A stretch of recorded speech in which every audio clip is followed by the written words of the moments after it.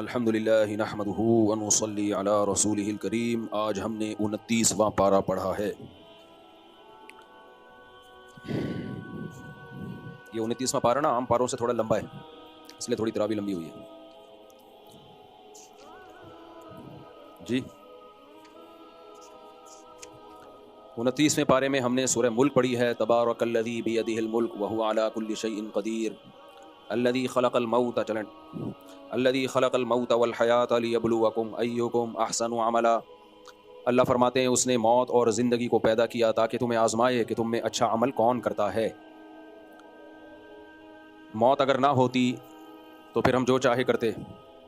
मौत एक ऐसी हकीकत है जिससे जान छुड़ाना मुमकिन ही नहीं है। सिर्फ हज़रत ईसा अलैहिस्सलाम वो पैगंबर हैं जिन पर अभी तक मौत वाक़े नहीं हुई और उन पर भी वाक़े होगी। तो मैं और आप किस खेत की मूली हैं। तो इसलिए अक्लमंद इंसान वो है जो आखिरत को सामने रख के ज़िंदगी गुजारे और दुनिया में आखिरत की तैयारी में लग जाए। दुनिया को मुसाफिर खाना समझ के इंजॉय करे, बस इससे ज़्यादा दुनिया को फ्री कराने की कोशिश ना करे। जो ज़्यादा दुनिया को फ्री कराएगा डिप्रेशन में जाएगा। वो क्यों डिप्रेशन में जाएगा? दुनिया उस महबूबा की तरह है जिसको आप बहुत फ्री करा रहे हैं लेकिन वो टाइम पास कर रही है आपके साथ। समझ रहे हैं? किसी को ऐसी माशूका मिल जाए कि आप दिल दे बैठे और वो आपके साथ टाइम पास कर रही हो, उसे जैसे ही आपसे अच्छा नज़र आया वो आपको छोड़ के वहाँ चली जाए, तो वो महबूबा डिप्रेशन टेंशन है या नहीं है? तो अब दुनिया क्या करती है, आप जब जवान होते हो आपको अय्याशी कराती है, बड़ी रंगीनियाँ दिखाती है। ये आहिस्ता आहिस्ता उसको जवान लोग नज़र आते हैं, आप एक्सपायर होना शुरू, तो वो आपको टाटा करके जाने लगती है। फिर आप खांसते भी हैं, फिर कभी कमर में दर्द, कभी घुटने में दर्द, फिर होते होते कमर झुकना शुरू, फिर कुर्सी पे आ गए, फिर कुर्सी से भी गए। और इतने मसाइल हैं बुढ़ापे के, इतने मसाइल हैं कि मसाइल ही मसाइल। ऊंचा सुनना शुरू कर दिया, नज़र नहीं आ रहा, बोला नहीं जा रहा। मैं अपना 11 साल पुराना बयान सुन रहा था 20 रकअत तरावी पे, मैंने रिकॉर्ड कराया था रेफरेंस के साथ। मैंने कहा यार क्या टाइट आवाज़ थी यार उस वक्त, तो गला ही बैठा रहता है हर वक्त। मुझे यकीन नहीं आ रहा था मेरी आवाज़ ऐसी खानदानी आवाज़ अभी भी है, लेकिन गला बैठा रहता है हर वक्त। बाहर लिए बुढ़ापा है, क्या कह सकते हैं इसको, जवानी में क्यों नहीं बैठा रहता था। तो क्या है ये, आहिस्ता आहिस्ता आहिस्ता आहिस्ता ये जो सबसे ज़्यादा टेंशन और डिप्रेशन होती है ना, ये एक्टरों को होती है। पता है आपको, जो एक्टर लोग हैं ना जिनकी ज़िंदगी शोबाजियों में गुजरी होती है, सबसे ज़्यादा डिप्रेशन और स्ट्रेस में वो जाते हैं। क्यों? उनकी तो पर्सनैलिटी और जो उनकी शख्सियत है वो इसी चीज़ पे तो लोग मोहब्बत करते थे कि वो हैंडसम है और खूबसूरत हैं। जब वो ज़ाहिर है कब तक हैंडसम रहेगा भाई तू? लोग कहते हैं वो ये करा लेते हैं चेहरे को, भाई जो मर्जी करा लो, बुढ़ापे से किसी का बाप भी नहीं रोक सकता। इस्त्री कर लो मुंह के ऊपर, सारी सलवटें खत्म हो जाएंगी, अच्छी वाली इस्त्री कर लो। लेकिन कब तक? बुढ़ापा बता देता है कि अब आप बूढ़े हो गए। तो सबसे ज़्यादा जो गुलकार तबका है, सिंगर हो गए या एक्टर वगैरह हो गए या एक्ट्रेसेस हो गई, ये सबसे ज़्यादा टेंशन में जाती हैं, क्योंकि इनको वो इज्जत नहीं मिल रही होती जो पहले मिली होती है। लोग झूठे मुंह से तारीफ तो कर रहे होते हैं, माशाल्लाह अभी भी आप बड़े हैंडसम लग रहे हैं। वो सबको पता होता है फेंक रहा है, सबको पता होता है क्या कर रही है, फेंक रहा है। अच्छा, हमारा जो नौजवान तबका है वो मीडिया पे इन लोगों की इज्जत देख के बड़ा मुतासिर होता है। भाई वो थोड़ी देर की इज्जत होती है मीडिया पे, उसके बाद कोई भी नहीं पूछता। तो दौलत ही सब कुछ नहीं होती, पैसा बहुत इकट्ठा कर लेते हैं ये लोग, लेकिन जो आपस के रिलेशन और मोहब्बत है वो ख़त्म। जो नेक लोग हैं, जो घरों में बच्चों को दीन सिखाते हैं, बच्चे पैदा भी करते हैं, शादी भी करते हैं, नस्ल भी बढ़ाते हैं, उनको बुढ़ापे में सिर्फ औलाद की तरफ से इज्जत मिलती है। आपकी अपनी सिर्फ कौन है? औलाद। माँ जितनी बूढ़ी होगी, बाप जितना बूढ़ा होगा उतना अच्छा लगता है, खुदा की कसम। जितना बूढ़ा हो जाए ना अब्बा, और ज़्यादा उस पर प्यार आता है। जितनी बूढ़ी हो जाए अम्मा, और ज़्यादा अच्छी लगती है, क्योंकि उसमें बचपना आना शुरू हो जाता है। तो हम तो अपनी दादी को याद करते हैं ना कि ऐसी बूढ़ी हो गई थी, ऐसी ऐसी बातें करती रहती थी। हम जब बाहर निकलते थे ना दादी से छुप के, अच्छा बूढ़ों में पंचायतें बहुत होती हैं, किधर जा रहा है किधर से आ रहा है। बूढ़ों में एक मसला ये होता है कि किधर जा रहा है, हर चीज़ की उनको रिपोर्ट चाहिए, और सुनते ऊँचाएँ। तो हमारी दादी का कमरा हमारे मेन गेट के करीब ही था। निकल के जाने लगते तो कहाँ जा रहे हो, फिर बताते वहाँ जा रहे हैं, तो ऊँचा सुनती थी। 2 दफ़ा बताओ, 3 दफ़ा आदमी टेंशन में आता। तो मुझे याद है एक दफ़ा मैं क्रॉलिंग करता हुआ जा रहा था, दादी अपने तख्त शाही पे बैठी हुई है और उस तख्त के नीचे तहें, वो पुराने ज़माने का जहेज़ का एक बक्सा रखा हुआ था। एक पानदान हुआ करता था पहले हिंदुस्तानी औरतों के पास, कत्था चूना, उसमें इतना सा पान लिया, वो लगाती थी, कत्था चूना लगा के मुँह में रखा और अपनी नीयत बांध ली, ये काम थे। अब जो नई नस्ल है ना, ये बूढ़ी होगी, अल्लाह की पनाह है। पहले उनकी ज़िंदगी नमाज़ों में, रोज़े में, अल्लाह अल्लाह करने में गुजरी, तो बुढ़ापे में इसी काम में वो एंजॉय करते थे, तस्बीह, नमाज। अब जो नई नस्ल है बूढ़ी होगी तो इसको इंस्टाग्राम पे अपनी पुरानी जवानी की वीडियो देखने के अलावा कोई काम नहीं होगा। अच्छा खैर, हम कहाँ चले गए? तो हम क्रॉलिंग करके निकलते थे, ऐसे करके ना, क्रॉलिंग करके जा रहे हैं, क्रॉलिंग करके आ रहे हैं। खाना खा लिया नहीं खाया, ये बूढ़ियाँ को फिक्र लगी है। तो जिस दिन हमारी दादी का इंतकाल हुआ है ना, जो हम पे जो क़यामत गुजरी है वो हम जानते। घर ऐसा बिल्कुल सूना सूना हो गया। तो आपको मोहब्बत सिर्फ आपके अपनों से मिलती है बुढ़ापे में, और कोई भी बोलो नहीं पूछता। तो इसलिए रंगरलियों पे ज़माने की न जाना ए दिल, ये ख़िज़ा हैं जो अंदाज़ बाहर आई है। ये जो एक्टर लोग और एक्ट्रेसेस हैं और ये जो बॉलीवुड और हॉलीवुड की दुनिया है, ये सिर्फ देखने में क्या है, खूबसूरत बाग है, बाकी अंधेरे ही अंधेरे। तो अल्लाह में दिल लगाओ, अल्लाह से दिल लगाओ। जो जिसका अल्लाह से दिल लग गया ना नमाज रोज़े में, उसकी ज़िंदगी इतनी मज़े की है, क्योंकि अल्लाह हर जगह है, हर वक्त है। वो तन्हाई महसूस ही नहीं करता, वो बुढ़ापे में भी तन्हाई महसूस नहीं करेगा। अल्लाह से दिल लग गया उसका, दुआएं करेगा, नमाज़ें पढ़ेगा, उसको इसमें मज़ा आएगा। हमने देखा है अपनी हमारी मस्जिद में बूढ़े पहले से सफ़ में आके बैठे हुए होते हैं। क्यों भाई? उनको मस्जिद में अल्लाह से दिल लग गया है। और मैंने तो जो नमाजी बूढ़े होते हैं ना, उनको टेंशन क्या देखी है, जब बीमार होते हैं कहते हैं यार मस्जिद नहीं जाया जा रहा, ये टेंशन हो रही है उनको, मस्जिद नहीं जाया जा रहा, बस ये टेंशन। 105 साल के बूढ़े थे यहाँ पे, 105 कैसे, ब्रिटिश आर्मी में थे वो, तो अभी तक बरतानिया से उनकी पेंशन आती थी। और ये मैं बात कर रहा हूँ 2006 की, यहाँ रहते थे हमारे पड़ोस में। कितनी उम्र थी? 105 साल, और ये मुस्तनद, और पेंशन अभी तक ब्रिटिश आर्मी से उनकी आती थी। तो कैसे नमाज पढ़ने आया करते थे यहाँ, और तरावियाँ पूरी पढ़ते थे हमारे पीछे 2007-8 तक पूरी तरावियाँ पढ़ते थे। एक दिन मैंने क्या किया, सर्दे वाली आयत पढ़ के रुकू में चला गया ना। जब सर्दे वाली आयत पढ़ के आप रुकू में चले जाएं तो रुकू में भी नियत की जा सकती है, वरना सर्दे में अदा हो ही जाता है। तो वो कहने लगे मुफ्ती साहब सर्दे वाली आयत, हालांकि हाफिज नहीं थे मुफ्ती साहब सर्दे वाली आयत थी, सर्दा किधर गया, इतने बूढ़ों को पता था कि सर्दे वाली आयत है। एक दिन मुझे कहने लगे मुफ्ती साहब के सजदे में भी चला जाता हूँ, खड़े होकर तरावी पढ़ लेता हूँ, ये जो बार बार उठक बैठक है, ये अब थोड़ी सी प्रॉब्लम हो रही है। 105 साल की उम्र में रुकू नहीं, सजदे से उठते हैं ना क़याम के लिए, उस क़याम में क्या हो रही है, प्रॉब्लम। मैंने कहा 105 साल में भी अगर प्रॉब्लम नहीं होगी, फिर भी कर रहे थे। और आज 50 साल 40 साल के नौजवानों को देख लो, 25-30 कड़ाके निकलते हैं जब वो सर्दे से क़याम में जाते हैं। ऐसे जा रहे होते हैं जैसे कोई क्रेन लाके इनको उठाना पड़ेगा, इतने कड़ाके निकल रहे। एक नौजवान आया 35 साल का, कहते हैं मुफ्ती साहब जब मैं सजदे से उठता हूं तो कड़क कड़क की आवाज़ आती है घुटने से। घुटने से किसी आवाज़ आती है? कड़क कड़क की आवाज़ आती है। मैंने कहा पानी वानी खत्म हो गया घुटने का, लग रहा है ग्रीस होता है ना घुटने में, इसकी वजह से। हाँ, वो कहने लगा मेरे घुटने कड़ाके मार रहे हैं। तो मुझे इतनी हंसी आई, मेरे लिए नमाज पढ़ाना मुश्किल हो गया। मैंने कहा इसकी उम्र देखो और इसके घुटने क्या मार रहे हैं। कह रहे मेरे घुटने कड़ाके मार रहे हैं मुफ्ती साहब। तो फिर मुझे शेर याद आता है, रंग चेहरे का जर्द कैसा है, आईना गर्द गर्द कैसा है, काम घुटनों से जब लिया ही नहीं, फिर ये घुटनों में दर्द कैसा है। तो 105 साल के बुजुर्ग तहज्जुद भी पढ़ते थे। ये क्या है? ये है अल्लाह से ताल्लुक की बरकत। खुश रहता है इंसान, अल्लाह से ताल्लुक होता है ना, तो दिल जवान रहता है। हमारे शेख हजरत मुफ्ती रशीद अहमद साहब 78 साल के थे, ऐसे खुश, क्योंकि ताल्लुक किससे है? अल्लाह से। फिर उन बुजुर्ग का इंतकाल कैसे हुआ? वुजू के दौरान वॉशरूम में गिरे तो कूले की हड्डी टूट गई, बस फिर वो जाहिर है उस उम्र में हड्डी टूट के जुड़ना, फिर वो उसी में डेथ हुई। वरना अगर वो गिरते नहीं तो शायद और निकाल। और ये बूढ़ों के साथ मसला होता है, ये अक्सर वॉशरूम में फिसल के गिरते हैं, तो बूढ़ों का बड़ा ख्याल किया करो। हमारी वालदा का भी ऐसा ही हुआ, गिरने से जो है बूढ़ों के ना ये कूले की हड्डी बहुत वो हल्की होती है, कमज़ोर होती है, गिरते ही बहुत वाक़यात होते हैं। इसमें बहुत ज़्यादा बूढ़ों का ख्याल घर में करना चाहिए कि वॉशरूम में कोई ऐसी चप्पलें टाइलें लगी होती हैं, फिसलती हैं वो टाइलें, अच्छे भले लोग फिसल रहे हैं आजकल, तो उसका ख्याल करना चाहिए बूढ़ों के लिए वॉशरूम में ऐसा इंतज़ाम हो कि वो फिसले नहीं, ऐसी टाइलें ना हो, बहुत ज़्यादा वाक़यात होते हैं। खैर जी, हम आगे चलते हैं। तो अल्लाह ने क्या फरमाया? अल्लाह ने मौत और ज़िंदगी को पैदा किया, लियब्लुवकुम अय्युकुम अहसनु अमला, ताकि अल्लाह तुम्हें आजमाए कि कौन अच्छा अमल करता है। यानी अल्लाह ने बता दिया अगर मौत ना होती तो सारे 2 नंबर होते। सही है ना? सारे क्या बने होते? बस यही दुनिया है, हमेशा रहना है तो इधर भी खा लो, उधर भी खा लो, ये भी कर लो, वो भी कर लो, फिर प्रॉपर्टियों पे प्रॉपर्टियाँ बनाते चले जाते। अल्लाह कहते हैं मैंने तुम्हारे साथ एक मौत भी ला के खड़ी कर दी है। जब तुम देखोगे ना इतनी बड़ी बड़ी बिल्डिंगें और हैदरी की मार्केटें और ईद की रातों में सजने वाली मार्केटें और रंगरलियां, तो कब्रिस्तान के अंधेरे भी तुम्हें नजर आएंगे। जितना भी घूम लो, आना कहाँ है? इधर ही आना है, लेटना इधर ही है। तो अल्लाह ने फरमाया अय्युकुम अहसनु अमला, अल्लाह देखना चाहता है कौन अच्छा अमल करता है। फिर अल्लाह ने अपनी कुदरत बयान की है सूरह मुल्क में कि तुम इस आसमानों की तरफ नजर उठा के देखो, तुम्हें अल्लाह की तख्लीक में कोई ऐब नजर आता है? फरजिल बसर कररतैन, बार बार इस कायनात में नजर उठा के देख, यनक़लिब इलैकल बसरु खासियन, तेरी नजर जलील होके वापस लौटेगी और तुझे इस कायनात में कोई ऐब नजर नहीं आएगा। तू अगर कहेगा ना कि जमीन इतनी ज्यादा डिग्री झुकी हुई होती तो ज्यादा अच्छा था, लेकिन तेरे साइंसदान रिपोर्ट पेश करेंगे जितनी डिग्री झुकी हुई है इससे ज्यादा सूटेबल नहीं।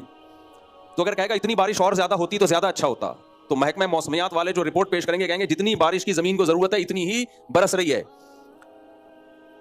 हर चीज में ऐसी जबरदस्त कैलकुलेशन है। अल्लाह कहते हैं यनक़लिब इलैकल बसर, तेरी नजर लौटेगी थक हार के, रुसवा हो जाएगी और तू कहने पर मजबूर होगा कि मेरा रब हर ऐब से पाक है। आगे अल्लाह ताला फरमाते हैं, फिर अल्लाह ने आसमान में सितारों का तस्करा किया। अल्लाह फरमाते हैं वलिल्लज़ीना कफ़रू बिरब्बिहिम, जो लोग इन तमाम निशानियों का इनकार करते हैं और अपने रब के साथ कुफ्र करते हैं, उनके लिए जहन्नम का अजाब है। इज़ा उल्क़ू फ़ीहा समिअू लहा शहीक़न व हिय तफ़ूर, जब वो उस जहन्नम की आग में डाले जाएंगे वो गैज़ व गज़ब से खौल रही होगी। तकादु तमय्यज़ु मिनल गैज़, करीब है कि गैज़ व गज़ब से फट पड़े। यानी जहन्नम की होलनाकी का अल्लाह ने नक्शा खींचा है। जैसे किसी दहशतगर्द जो गुस्से वाला उसके हवाले आपको कर दिया जाए तो क्या कचुम्बड़ बनाएगा। तो जहन्नम को नाफरमानों पे इतना गुस्सा होगा कि ऐसे जैसे हम कहते हैं ना भाई तू इतना गुस्सा हो रहा है कि फट ना जाए तो हलाक ना हो जाए, ऐसा गजब होगा जहन्नम का। अल्लाह हम सबको महफूज रखे। फरमाया कुल्लमा उल्किया फीहा फौजुन सअलहुम खज़नतुहा, जब भी उसमें कोई ग्रोह डाला जाएगा जहन्नमियों का तो जहन्नम में जो फरिश्ते हैं मामूर हैं वो पूछेंगे अलम यातिकुम नदीर, क्या तुम्हें इस आग से डराने वाला कोई नहीं आया दुनिया में? किसी ने बताया नहीं था? अल्लाह तो जालिम नहीं हो सकता कि अपने बेगुनाह बंदों को पकड़ पकड़ के आग में डालता रहे, या उन्हें पहले इस आग से डराया ना हो और मासूमों को डाल दे आग में। तो क्या तुम्हें कोई डराने वाला नहीं आया था? तो जहन्नमी क्या कहेंगे, बला क़द जाअना नज़ीर, क्यों नहीं भाई हमारे पास डराने वाला आया था। फ़कज़्ज़बना वक़ुलना मा नज़्ज़लल्लाहु मिन शै, हमने इनकार कर दिया, हमने कहा आसमान से खुदा ने कुछ भी नाजिल नहीं किया। बहुत से लोग गॉड को मानते हैं लेकिन कहते हैं गॉड ने बना के छोड़ दिया है। चंद दिन पहले यूनिवर्सिटी के प्रोफेसर का एक टिकटॉक पे वो क्लिप चल रहा था, कह रहे थे खुदा है ठीक है तो उसको क्या लेना देना हमसे, भाई बना के उसने छोड़ दिया और फिजिक्स के कवानीन में हमको चला दिया तो बस ठीक है बना दिया, क्या करें भाई। तो इसका मतलब वो जो अल्लाह है उसका तो कोई रिलेशन मखलूक के साथ है ही नहीं, तो क्यों बना के छोड़ दिया भाई उसने? क्या मकसद क्या था उसका? ऐवं ही दुनिया में कोई अक्लमंद आदमी ऐवं ही कोई काम करता है भाई? देखो मुझे एक बात बताओ, इधर तवज्जो रखें मेरी तरफ। मुझे एक बात बताओ, आपने किसी को ठेका दिया ये बनाओ बड़ा खूबसूरत बंगला बना दिया, किसी ने पूछा क्यों बनाया, आपने कहा ऐवं ही। भाई क्या मकसद यार?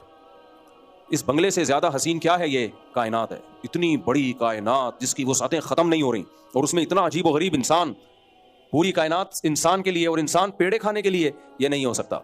इसलिए कुरान कहता है कि इनसे कहा जाएगा कि क्या तुम्हारे पास कोई डराने वाला नहीं आया? वो कहेंगे जहन्नमी मा अंज़लल्लाहु मिन शै, हमने कहा था कि खुदा ने कुछ भी आसमान से नाजिल नहीं किया।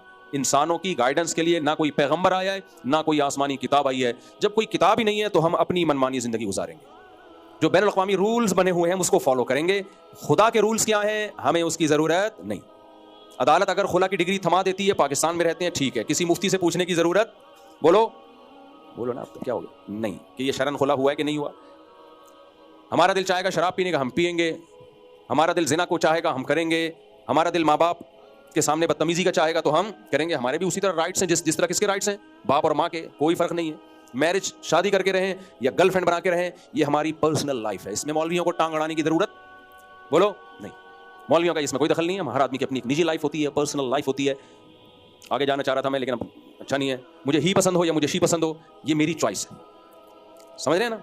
मौलवी लोग तो कुरान का वाकया सुनाते हैं, लूत अलैहिस्सलाम की कौम को ही पसंद थे, अल्लाह ने पूरी कौम को उठा के पटक के मार दिया, हलाक कर दिया।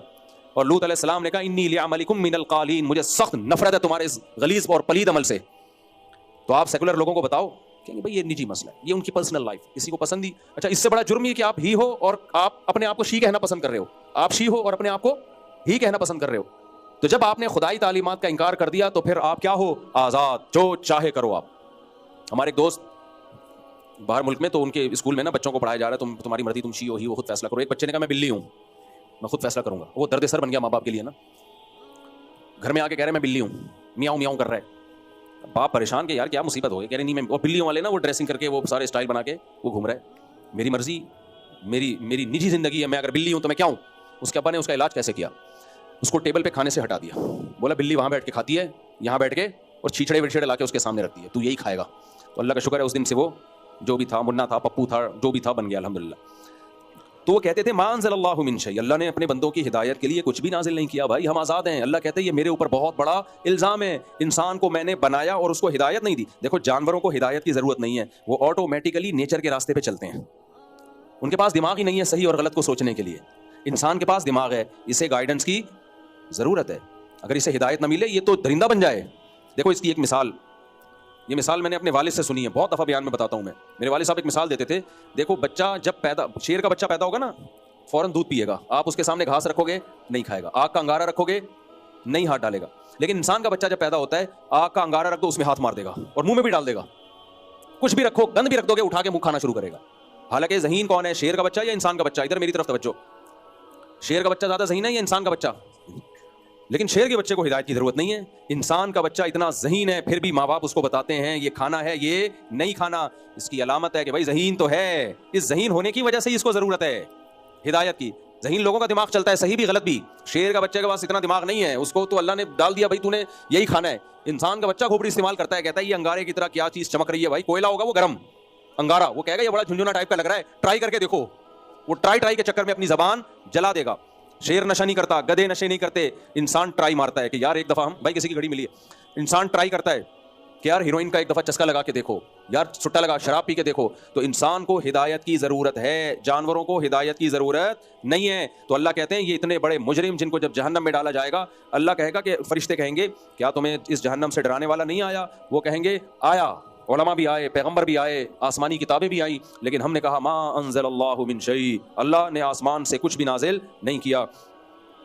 वक़ालू लौ कुन्ना नस्मअु औ नअक़िलु मा कुन्ना फ़ी अस्हाबिस सईर, फिर खुद कहेंगे कि अगर हम उन पैगंबरों की बात सुन लेते और अकल से काम ले लेते, आज हम इस भड़कती हुई आग में जल नहीं रहे होते। इसी मज़मून को कुरान ने दूसरे मकाम पे बयान किया है। जहन्नमी जब जहन्नम में जाएंगे, अल्लाह कहेगा अफ़ा हसिबतुम अन्नमा खलक़नाकुम अबसा, क्या तुमने ये गुमान कर लिया था कि हमने तुमको बेकार पैदा किया है? ये कितनी अजीब आयत। क्या तुम ये समझ बैठे थे कि हमने तुमको बेकार पैदा किया है, जो चाहे करते रहो? जिसका आखिरत पर ईमान नहीं है और वो समझता है मैं अपने अमल का जवाब दे नहीं हूँ, तो वो 100 इंसानों को भी कत्ल कर सकता है। वो एटम बम गिरा के दुनिया की ऐसी की तैसी भी कर सकता है। वो गजा के बच्चों की वीडियोस आ रही हैं, कैसा खून खोलता है, रात को आदमी देखे तो नींद गायब, खत्म नींद। वो सब कुछ करेगा, क्यों? जब उसका ये ख्याल है कि मौत के बाद जिंदगी नहीं है, कोई हिसाब लेने वाला। देखो जब पता हो ना कैमरा लगा हुआ है, कोई देख रहा है और इसकी सजा लाजमी मिलेगी, तो जराइम कितने कम हो जाते हैं दुनिया में। चोर को पता हो मैं जो कर रहा हूं 100% पकड़ा जाऊंगा, मुझे सजा मिलेगी, कभी भी चोरी नहीं करेगा। तो अल्लाह कहते हैं तुम्हारा जुर्म ये था कि तुमने हिसाब और किताब के दिन का इनकार किया, इसने हर जुर्म को तुम्हारे लिए हलाल कर दिया, और सबसे बड़ा जुर्म उसका आखिरत का इनकार है। तो अल्लाह कहते हैं वो लोग कहेंगे लौ कुन्ना नस्मअु औ नाक़िल, काश हम सुन लेते या अकल से काम ले लेते, आज हम इस भड़कती हुई आग में जल नहीं रहे होते। फ़अतरफ़ू बिज़ंबिहिम, अल्लाह कहते हैं देखो आज इन्होंने अपने गुनाह का इतराफ़ कर लिया, दुनिया में कर लेते बच जाते। फ़सुहक़न लिअस्हाबिस सईर, फिर अल्लाह फरमाते हैं इन्नल्लज़ीना यख़शौना रब्बहुम बिलग़ैब, वो लोग जो बिन देखे अपने रब से डरते हैं। कितना डरते हैं? गुनाह का जब दिल में ख्याल आए ना, तो अल्लाह का खौफ उनको उस गुनाह से रोक दे, इतना डरते हैं। तभी हदीस में आता है कि एक दुआ नबी सल्लल्लाहु अलैहि वसल्लम ने सिखाई है, अल्लाहुम्मा क़सिम लना मिन ख़शियतिका मा तहूलु बिही बैनना व बैन मासियतिक। बड़ी ज़बरदस्त दुआ। ए अल्लाह अपना इतना खौफ हमारे दिलों में डाल दे कि वो खौफ हमारे और तेरी नाफरमानी गुनाह के दरमियान दीवार बन जाए। ज़्यादा खौफ नहीं चाहिए, सेहत ख़राब होगी, हर वक्त अल्लाह का खौफ रहेगा, कांपता रहेगा, डिप्रेशन में जाएगा। ऐसे भी लोग बुजुर्ग गुजरे हैं जिन पर अल्लाह का खौफ का गलबा हुआ, इतना खौफ हुआ कि वो मर गए खौफ से। ऐसे भी लोग हैं, उनका दिमाग ख़राब हो गया। तो अल्लाह इतना खौफ चाहिए, क्योंकि खौफ का मकसद क्या है? बुराई छूट जाए, जहन्नम से बच जाए। तो अल्लाह इतना खौफ दे दे कि जब गुनाह का दिल में ख्याल आए ना, तो वो खौफ गुनाह और तेरे हमारे दरमियान रुकावट बन जाए, वो गुनाह से रोक ले हमको। नबी सल्लल्लाहु अलैहि वसल्लम ने पिछली उम्मतों का वाक़या सुनाया ना, कि गार पे एक पत्थर आके गिरा, 3 आदमी उस गार के अंदर पिछली उम्मतों में बनी इसराइल में बंद हो गए। अब कोई बाहर जाने का रास्ता नहीं है, कोई सुराख नहीं है जिससे हवा आए। उनको यकीन हो गया कि यहाँ हम तड़प तड़प के भूख प्यास से मर जाएंगे, आवाज़ भी देना तो बाहर आवाज़ ना जाए। तो तीनों ने कहा, थे मुसलमान, ईमान इंसान के बहुत काम आता है। काफिर होते ना तो कहते हैं मरना तो है, एक दूसरे का गला दबा के वैसे ही मार दो, खुदकुशी कर लो, भूख से तड़प तड़प के मरने से बेहतर क्या है, मार दो। और एक मरता बाकी दो उसको खा के गुजारा करते, समझ रहे?